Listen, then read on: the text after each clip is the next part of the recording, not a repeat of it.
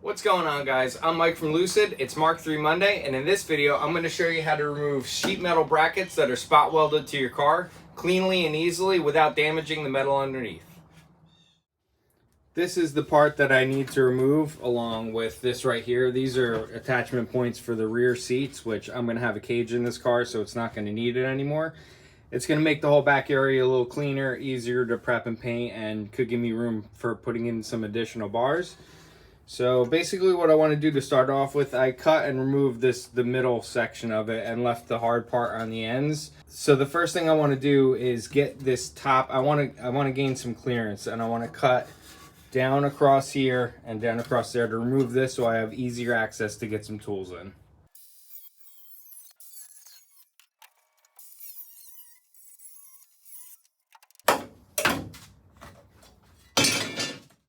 So you can see now that I have the top part removed, I have better access to the spot welds that are all along here. I got nothing blocking me from getting a tool into this area and getting to these spot welds along here. There's a few different ways you can go about taking out the spot welds. One is to use one of these rotary spot weld cutters. I'm not a big fan of these at all. They have a spring-loaded center punch on them. There's two settings on them, a shallow side and a deep side. I have it on the deep side right now. Ideally, you're supposed to just put like a little center punch mark, put this on here, it pushes in, and then you start your cutting. These things walk around. It'll end up giving you a pretty big hole on this side. So what you have to do is take an 1/8" drill bit and drill all the way through just so you have a guide for this to go in. That puts a hole underneath. I just don't really like these things. They're okay for certain things, like if you're doing, say, a rocker, and you have to go through this side right here and you drill all the way through. Even if you just drill the spot welds completely out, when you're putting the new rocker panel on, you could use the holes to plug weld from the backside. It's fine for something like that, but for this, I'm gonna leave this open so this is all gonna be clean underneath. I don't wanna damage the metal underneath. They also make a flat-ended drill for drilling out the top spot weld, but same problem. You kind of go a little too far and you damage the metal underneath. So what I like to use the most is just a cutoff wheel on an angle grinder. And I'll show you what I do. I have some tricks for how I know where I'm cut deep enough and when to stop and what to do. So let me get one of these N1s started and I'll just show you some telltale signs of what to look for.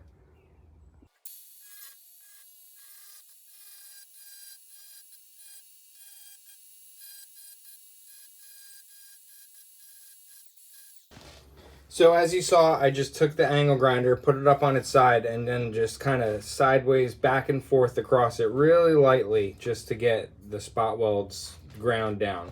I did a couple at different stages just so you could see the difference. When you first get started, and then you go a little bit more, and you're going to have where you can still see the paint from the indent of the spot weld. So that means you got to go a lot farther, and then you get to here. And the farther you go, it's really hard to see under the light, but you'll start to see an etching of the metal where you can see an oval where the spot weld, there's like the difference between the two metals. That can be exaggerated when I took this, it's a spot weld chisel. Honestly, I used to use a screwdriver for this, but I just found this tool. It's made by Lyle. It's on Amazon. I'll put a link in the video description. It works really good. You're supposed to be able to just whack through a spot weld, but in all honesty, I tried that before and it tore the metal underneath. I do advise kind of taking a grinder and just radius in the corners a little tiny bit because it can catch on the metal underneath and leave some scratches. So basically, I exaggerated it by lifting the metal up, and now you can really start to see the difference between the two panels, and it'll give you a clear definition of where that spot weld is. And this is also going to help. You're lifting this metal up, which is pulling it away from the metal underneath. And now I'm going to take the angle grinder again, same thing, and then just lightly go over top of it. And then once you get to there and it's separated more, then you could take the chisel and come around from a few different sides and separate the two. Don't just try to take it off completely with the chisel because it will tear or bend the metal underneath. I'm going to go in, I'm going to grind all these to where they need to be, and then I'm going to take the chisel and pop the whole panel off at once.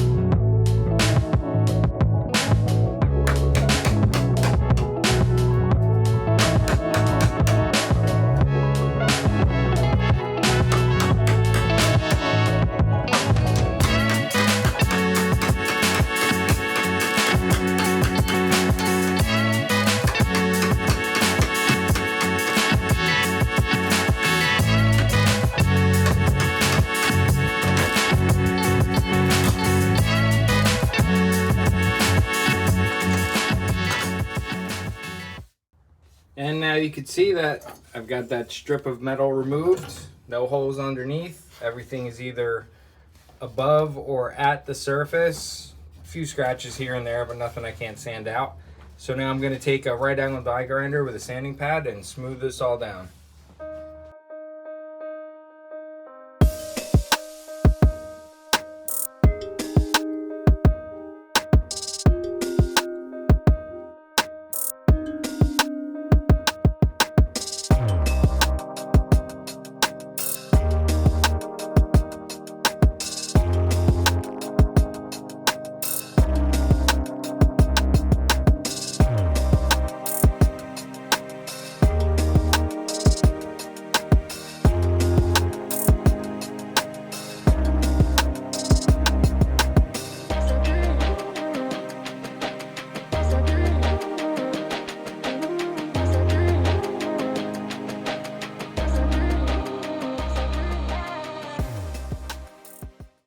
And now you can see it's a pretty smooth surface now that that's all sanded down. There are a couple remnants of the spot welds. You're just going to have that on some of them from the heat and the expansion and contraction. Another reason I'm sanding all this down is you can see Mark IIIs tend to get this spidery rust underneath the paint and primer. This had no backseat in it for a long time, so any little nick and scratch and chip in the paint seems to lead to paint lifting and moisture getting underneath and this happening. So while I have it all apart, I want to prep all this as much as I can. Yeah, the only thing, I have to get this one off now, so let's just give it a, just like that. The bracket's all done. This area has been sanded, prepped. Got it all down to bare metal. Now I just got to spray on some etching primer and I'll show you the results. Well, after a couple coats of etching primer, you could barely tell that the brackets were there. Got it all primed up, ready to go. I can only work on it a section at a time. I can't leave it bare metal because I'm outside.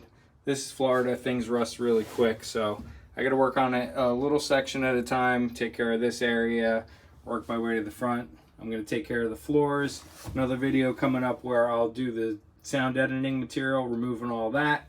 Work my way to the back, do it an area at a time, and then I'm going to scuff the whole thing up and shoot it with epoxy primer.